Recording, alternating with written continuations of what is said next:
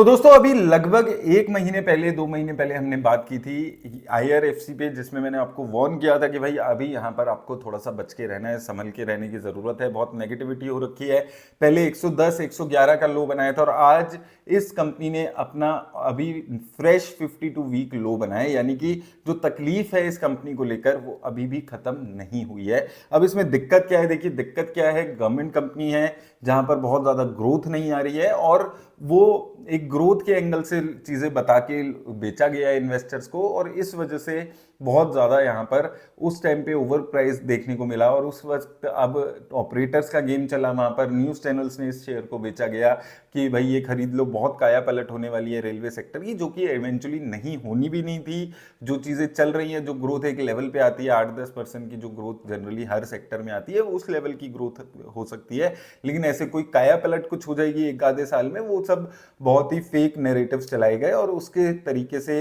Railway sector के RVNL हो, चाहे आईआरएफसी हो, आरईसी और भी सरकारी कंपनीज थी, वो इन्वेस्टर्स को चिपकाई गई, ऑल टाइम हाई पे चिपकाई गई। और उसके बाद से अब ये कंपनीज में एक जबरदस्त क्रैश है। अभी भी फंडामेंटली एक स्टेबल कंपनीज होती हैं जितनी भी सरकारी कंपनीज होती हैं, और वहां से अगर आपको लगता है कि बहुत जबरदस्त कुछ ग्रोथ आ जाएगी तो वो प्रैक्टिकली पॉसिबल नहीं हो पाता है इन कंपनीज में, क्योंकि कोई भी इस एंगल से इन कंपनीज में काम नहीं कर रहा होता कि उनको ग्रोथ लानी है हर साल में, क्योंकि सब सरकारी बाबू होते हैं जो कि अपना फायदा ज्यादा देखते हैं। आजकल वो बीएससी जो बीएसएनएल की न्यूज चल रही है उसके से भी आपको एक एग्जांपल मिलेगा। अब यहाँ पर अगर हम देखें, देखिए आज फ्रेश 52 वीक लो बनाया है 105 रुपए का, 4% का क्रैश देखने को मिला है। अगर हम देखें एक टाइम पे लगभग 215 रुपए के आसपास आ गया था, तो अपने ऑल टाइम हाई से लगभग 50-55% गिर चुका है इसका शेयर। और इसके अलावा अगर आप देखेंगे, यहां पर हम देखें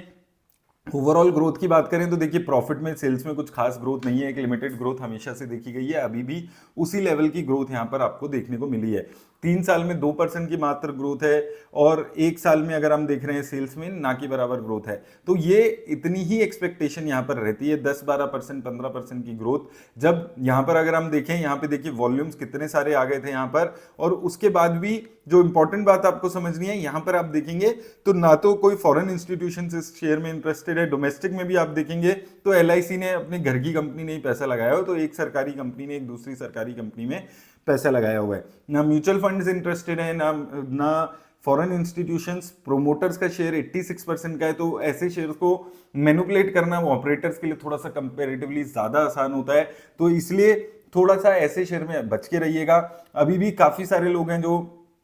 पिछली वीडियो में भी जब ये शेयर 120 पे था तो उन्होंने बोला था कि ये तो 200 जाएगा, 250 जाएगा, तो देखिए तब 200 जाएगा, 250 जाएगा जब ऑपरेटर्स दोबारा से शेयर में घुसेंगे। उससे पहले इस शेयर में फंडामेंटली ऐसा कुछ खास नहीं है, ना तो म्यूचुअल फंड्स इंटरेस्टेड है, ना फॉरेन इंस्टीट्यूशंस इंटरेस्टेड है, सिर्फ ऑपरेटर्स इंटरेस्टेड होते हैं इस शेयर में। और जब वो इंटरेस्टेड होते हैं तो वो रिटेल इन्वेस्टर्स को खरीदवा देते हैं वो शेयर न्यूज चैनल्स के थ्रू अपनी एडवर्टीजमेंट्स करके। तो इसलिए थोड़ा सा सावधान रहिए, अभी नेगेटिविटी चल रही है, कोई भी जो नीचे का सपोर्ट है वो ये डिफेंड नहीं कर पा रहा है। पहले 120 पे था, 120 पे काफी टाइम तक चला, फिर अब 110 पे अच्छा सपोर्ट बना रहा था और आज वो 110 के सपोर्ट को भी तोड़ के नीचे चल रहा है। तो इसलिए थोड़ा सा सावधान रहिए ऐसे शेयर से। सिर्फ शेयर 50-60% नीचे है उसके बेसिस पे एंट्री नहीं करनी है, स्पेसिफिकली ऐसी मार्केट में जहां पर